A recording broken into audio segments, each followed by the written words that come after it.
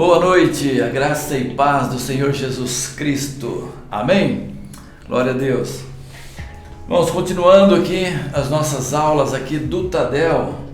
Hoje nós vamos falar aqui a respeito dos 3 anos antes do Pentecostes. Não sei se vamos falar tudo não, vou falar um pouquinho aqui de algumas coisas bem interessantes, importantes para a ideia da visão celular, né?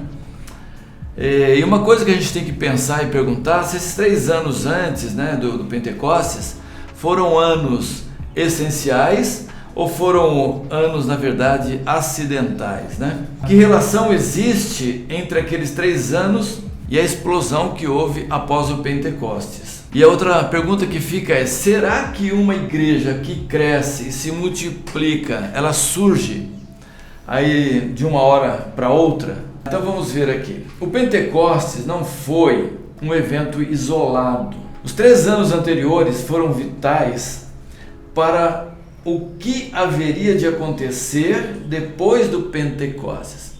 Então os 3 anos antes do Pentecostes foram muito importantes, foram vitais, foram essenciais para o que viria depois, tá? Pentecostes está ligado àquela comunidade de discípulos pequena e crescente. Primeiro teve 12, depois 70, depois 500 e depois então 3.000 pessoas. Vamos imaginar uma situação. O Espírito Santo não veio em poder até que Jesus tivesse preparado a comunidade. Presta atenção na frase, tá? O Espírito Santo ele não veio em poder até que Jesus tivesse preparado a comunidade. A comunidade foi essencial para a obra do Espírito. E aqueles 3 anos foram necessários para quê? Para o desenvolvimento daquela comunidade. O que os discípulos precisavam aprender antes de estarem prontos para ser usados como parte da comunidade depois de Pentecostes? Vamos ver aqui. Eles precisavam aprender algumas coisas. O que eles precisavam então aprender? Esse é o ponto. Eles precisavam aprender comunidade. Eles precisavam experimentar uma comunidade, aprender a lidar com o perdão mútuo, aprender a carregar as cargas uns dos outros e entrar em comunhão espiritual. Então, antes do Espírito Santo descer com poder, eles precisavam já aprender ou estar aprendendo a respeito dessa comunidade. Vê que Jesus ele ensinou sobre perdão para eles, perdoar um ao outro. Jesus ensina a carregar as cargas uns dos outros. Tudo isso nós vivemos em comunidade. Então, uma célula, ela precisa aprender a viver em comunidade. Essa questão do perdão uns aos outros, a carregar as cargas uns dos outros. Quando a célula aprende a viver assim em comunidade, o Espírito Santo ele começa a agir em poder dentro da célula. Mas se a célula não aprende a viver em comunidade, no sentido de carregar as cargas uns dos outros, de perdoar uns aos outros, não tem como o Espírito Santo de Deus agir em poder através daquela célula para impactar a sociedade, para impactar as pessoas à volta, para impactar as pessoas ao redor. Então é necessário que a célula aprenda a viver em comunidade. Assim como os discípulos precisavam aprender a viver em comunidade para que o Espírito Santo viesse e agisse através da vida deles para impactar todo mundo daquela época. Então precisamos aprender isso. E nós, será que estamos aprendendo a viver em comunidade? Será que eu estou aprendendo a viver em comunidade dentro da minha célula? A perdoar, a carregar a carga do meu irmão? Outra coisa que eles precisavam aprender era o compromisso. Eles precisavam aprender a se comprometer com Ele total e completamente. Não poderia haver outras condições e reservas se a sua igreja quisesse ser bem sucedida. Olha só, Jesus ele vem ensinando isso para os discípulos de uma maneira muito clara. Quem comigo não ajunta espalha, quem não é por mim é contra mim.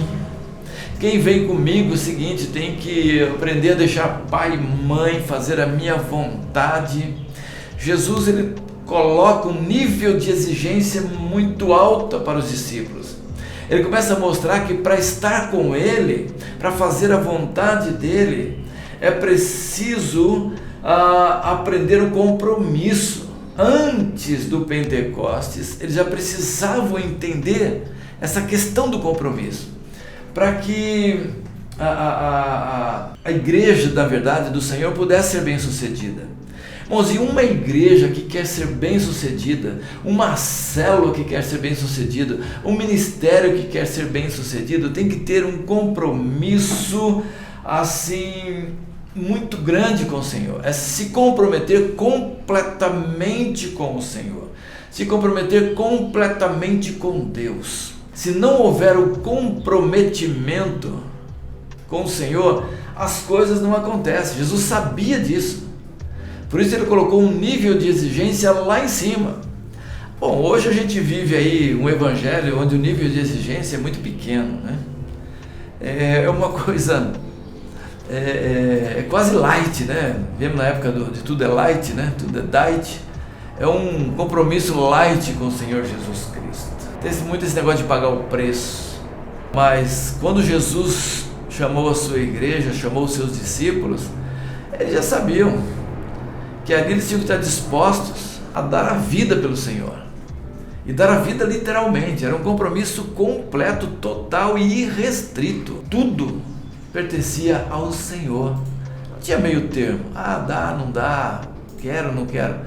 Não, Jesus disse assim, sim e não, não. Lá em Apocalipse ele diz assim, ou é quente ou é frio. Então é um compromisso completo. Então, querido, não tem como uma célula dar certo se as pessoas não aprenderem a viver comunidade e não aprenderem o compromisso real e restrito dentro da célula. Uma célula comprometida com o Senhor é uma célula de sucesso. Então você que é líder, não se preocupem em agradar as pessoas, se preocupem em agradar ao Senhor. Se preocupem em conduzir essas pessoas a terem compromisso com o Senhor. Esse é o ponto principal. Se as pessoas começarem a terem compromisso com o Senhor, elas terão compromisso com você, líder de célula. Se elas não tiverem compromisso com o Senhor, elas não terão compromisso com você. Esquece disso. É um compromisso ali enquanto você estiver agradando elas, né? Fazendo tudo o que elas querem. Mas quando você exigir alguma coisa, elas não estarão prontas. Por quê? Porque elas não têm compromisso com o Senhor. Então essa é a diferença. Não é o compromisso comigo, é com o Senhor. Você está me entendendo? Eu creio nisso, né? Teve compromisso com o Senhor, tem compromisso com você, tem compromisso com a célula, tem compromisso com a igreja. Não tem compromisso com o Senhor, não tem compromisso com você, não tem compromisso com a célula, não tem compromisso com a igreja. Pode ter certeza disso, né? Porque procuram fazer a sua própria vontade. E o Senhor diz, ó, quem quer vir após mim, tome a sua cruz e siga-me. Quer dizer, estar no centro da vontade de Deus. Então entenda isso, líder de célula, tá? Faça com que as pessoas entendam comunidade, no sentido de aprender a lidar com o perdão, a carregar as cargas uns dos outros. Faça com que eles aprendam a respeito do compromisso total e restrito com o Senhor, para as coisas darem certo na sua vida e também aí para a sua célula e assim por diante. Outra coisa que eles precisavam entender é a questão do poder. Eles precisavam aprender a depender do poder de Deus e não apenas de si mesmos. A típica igreja de Jesus não vai funcionar apenas com poder e habilidades humanas. Por isso, os líderes devem aprender a permitir que o seu poder espiritual dirija a igreja. Bem interessante isso, né? Eles tinham que entender isso. Depender do poder de Deus e não da sua capacidade. Ah, eu sou muito carismático. Ah, eu sou muito inteligente. Sou muito trabalhador. Tudo isso é importante? É bom? É. Sou um sujeito de caráter. É bom? É. Importante? É. Mas não dá para depender ou depositar a confiança na força do braço, depender de si mesmo. Eles precisavam entender que eles dependiam do poder de Deus. Eles com certeza lembraram daquele momento que Jesus mandou de 2 em 2 à frente para preparar o caminho para Jesus chegar ali, naquela cidade, pregaram o evangelho naquele lugar. E quando eles se encontraram com Jesus novamente, eles estavam felizes porque eles viram a coisa acontecendo, pessoas curadas, o Senhor libertando pessoas. Eles entenderam com certeza que não era um poder que eles tinham, o poder deles pessoalmente, mas era um poder dado pelo Senhor para que eles pudessem exercer a obra, para que eles pudessem fazer o trabalho. E nós, como líderes, como membros de célula também, temos que entender que o nosso trabalho no Senhor não depende da nossa capacidade intelectual, depende simplesmente da capacidade que o Senhor coloca em nós, do seu Espírito agindo através de nós, do seu poder agindo através de nós. Aí as coisas acontecem. Então busque o poder, para que dentro dessa comunidade compromissada, o poder de Deus possa agir de tal maneira que a sua célula realmente crie um estrago no inferno, salve muitas vidas, deposite toda a sua confiança nesse poder maravilhoso do Senhor Jesus Cristo.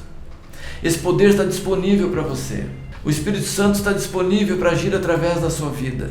A única coisa que você precisa é da liberdade para Ele agir através de você.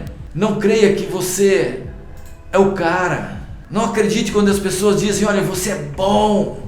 Por mais bom que você seja, você depende do poder do Espírito Santo de Deus para fazer a vontade dEle. Você depende exclusivamente dEle para que a coisa aconteça na sua vida, para que a sua célula ande, para que o seu ministério cresça e avance. Não fique confiando na sua capacidade. É o que ele diz aqui. Por isso os líderes devem aprender. Sabe, é um aprendizado constante. Porque muitas vezes nós estamos fazendo, daqui a pouco nós esquecemos disso. E achamos que nós já estamos bons. E aí então o que acontece? Começamos a agir na força do braço e a coisa começa a fracassar. Então é interessante isso. Devemos aprender a permitir que o seu poder espiritual dirija a nossa vida, dirija a igreja, dirija a célula, dirija o nosso ministério. É o poder de Deus agindo através da nossa vida. Eles precisavam aprender isso, eles precisavam entender isso, para que o Espírito Santo pudesse conduzi-los depois do Pentecostes. Outra coisa que eles precisavam aprender nesses 3 anos antes do Pentecostes era a questão da fé. Eles precisavam aprender a andar pela fé e não por aquilo que estavam vendo, né? Andar pela fé é isso. Por diversas vezes a sua confiança e fé foram testadas além dos limites humanos, mas foi necessário, porque a comunidade não funcionaria sem esse tipo de fé. Às vezes somos testados, somos provados. E aí? Não estou vendo nada? Nada está acontecendo, não vejo uma luz no fim do túnel, não tem nada palpável. E então, é aí que entra a fé. A fé é exatamente isso. Não estou vendo nada, mas eu creio. Eu creio que o Senhor está nesse negócio. Eu creio que o Senhor vai dar a vitória. Eu creio que o Senhor vai abrir as portas. Eu creio. É uma questão de fé, querido. Eles precisavam aprender isso. Eles foram testados, eles viram Jesus agindo, e sem fé, é o que a Bíblia nos ensina, é impossível agradar a Deus. Porque sem fé é como se você estivesse dizendo: olha, Deus, o Senhor me colocou aqui e me deixou sozinho, o Senhor não está me ajudando, o Senhor não está trabalhando a meu favor. Você consegue entender isso? É fé. E quando você não tem fé, as coisas não acontecem, porque você se torna uma pessoa amarga. Você começa a murmurar, começa a reclamar, e aí, meu amigo, meu irmão, as coisas começam a desandar. Por isso é fé. É um degrau, depois outro degrau, né? Você vê uma escada lá, você fala: vou chegar lá no topo. Mas você tem que subir degrau por degrau, degrau por degrau, até você chegar lá. É pela fé. Às vezes você não vê o final, você não vê o que tem lá em cima, mas você vai pela fé. Então creia no Senhor em primeiro lugar, que Ele vai usar a sua vida e as pessoas que estão com você ali na sua célula. Vê que nós estamos falando sobre visão celular, né? Creia que Deus vai usar a sua vida e as pessoas que estão ali na célula. Às vezes você olha para as pessoas da célula e pode pensar, ó, com esse grupo aqui eu vou arrebentar a boca do balão. Com essa equipe que está comigo agora, ninguém segura.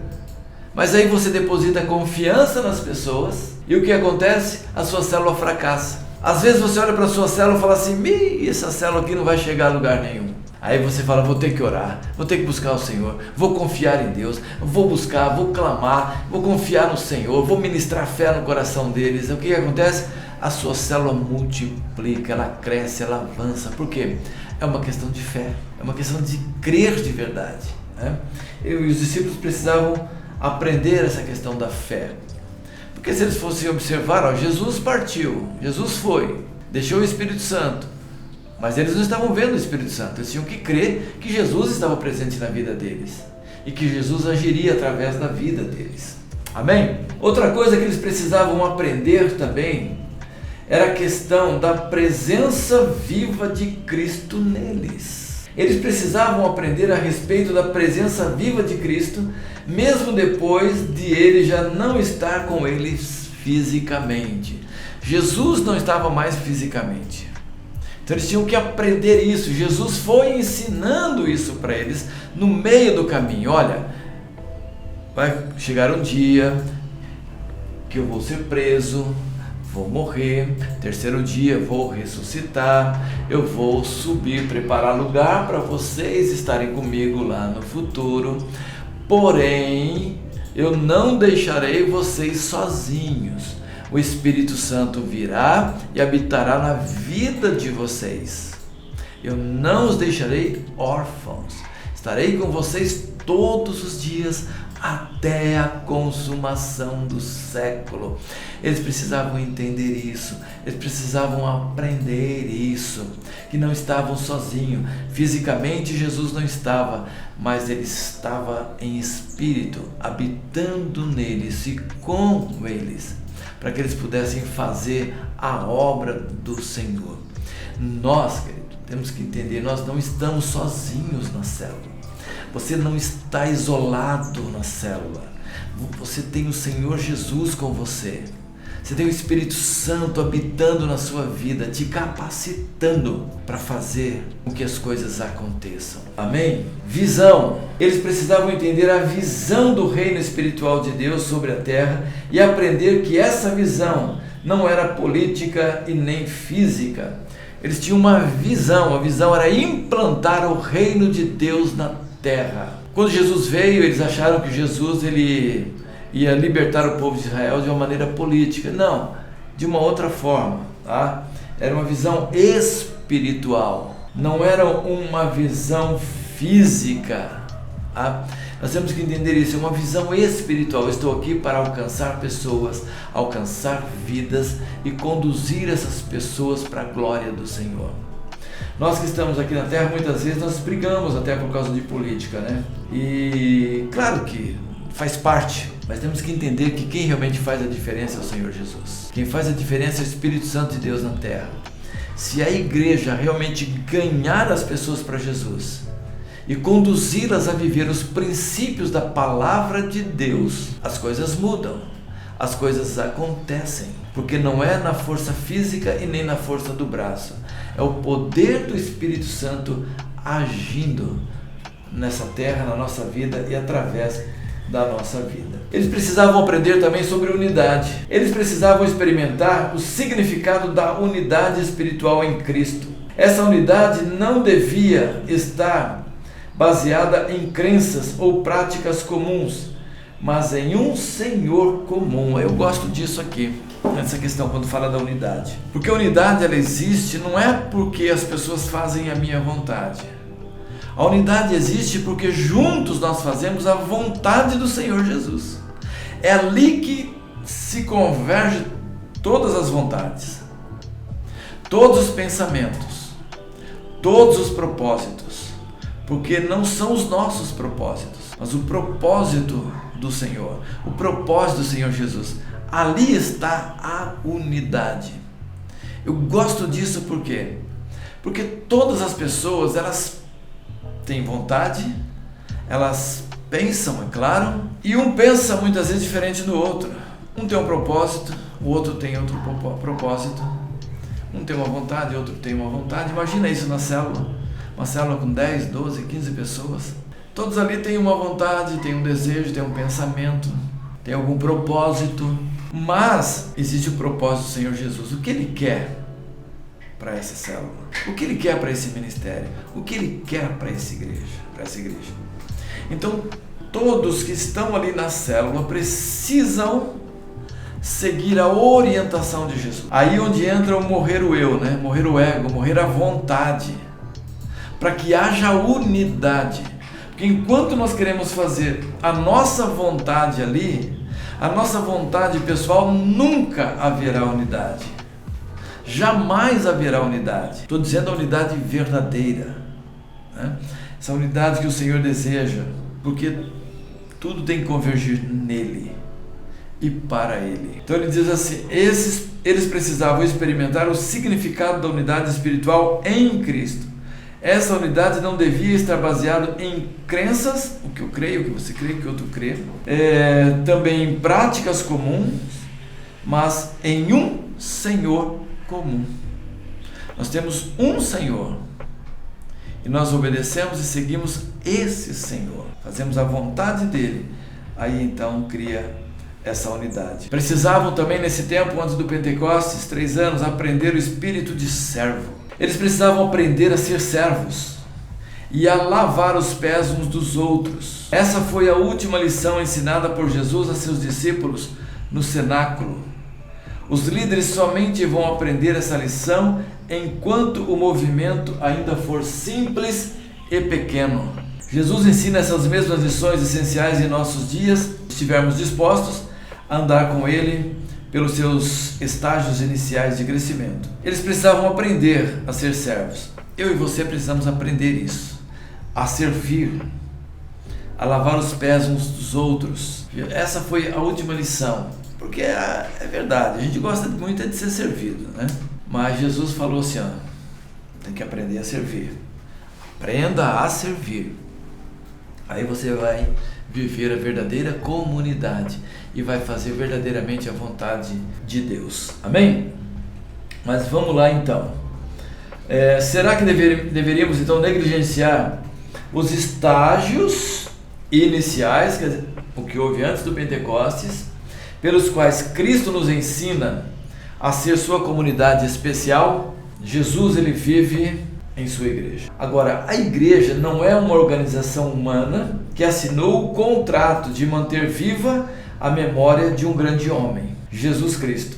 Pelo contrário, a igreja é um organismo vivo, misticamente moldado ao Cristo que vive e reina e que continua a se revelar às pessoas que ele tem atraído para si mesmo. Esse aqui é um texto de Greg Oden, quando escreveu A Nova Reforma. Ray Stedman, ele diz o seguinte: cometeremos um grande erro se pensarmos que a encarnação terminou com a vida terrena de Jesus. Falamos isso aqui um pouco acima, né? A encarnação ainda continua. A vida de Jesus ainda se manifesta entre os homens, mas agora já não por meio de um corpo físico individual limitado a um lugar sobre a terra, mas por intermédio de um corpo complexo e grande chamado igreja. E Ray Stedman escreve também: a igreja, portanto, quando vive no e pelo Espírito, não deve ser nada mais, nada menos do que a extensão da vida de Jesus para o mundo inteiro em qualquer época. Quando a igreja vive no Espírito e pelo Espírito, ela é extensão, tá, da vida de Jesus no mundo inteiro, por toda a face da terra. Por isso a igreja que representa Jesus, ela precisa viver pelo Espírito, precisa viver no Espírito Santo de Deus. Amém, queridos? Eu quero que você aprenda essa questão dessa comunidade, tá? Desses 3 anos antes do Pentecostes. Então, o que nós aprendemos aqui nesse momento? Aprendemos o seguinte: aprendemos que a igreja precisa aprender a viver comunidade, tá?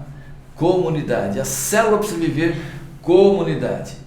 A célula precisa entender, cada um de nós tem que entender que nós dependemos do poder de Deus. Terceiro lugar, precisamos entender a respeito de fé. Tá? Não ter a confiança em si mesmo, mas confiar no Senhor. É claro, quando eu confio no Senhor e entendo que o Espírito Santo está em minha vida, automaticamente há uma confiança em fazer a vontade do Senhor. Precisamos entender a questão do compromisso, para que haja comunidade. Todos comprometidos, todos compromissados. Precisamos também entender, amados, a presença viva de Cristo em nós. E que Cristo, Ele vive e está vivo, agindo e vivendo através de nós. Outra coisa, você tem que aprender aí como líder de célula, como líder de ministério, líder de igreja, é a questão da visão. Tá? A visão é de um reino espiritual e não um reino físico. Uma coisa extremamente importante que é a questão da unidade. Vamos aprender unidade na nossa célula.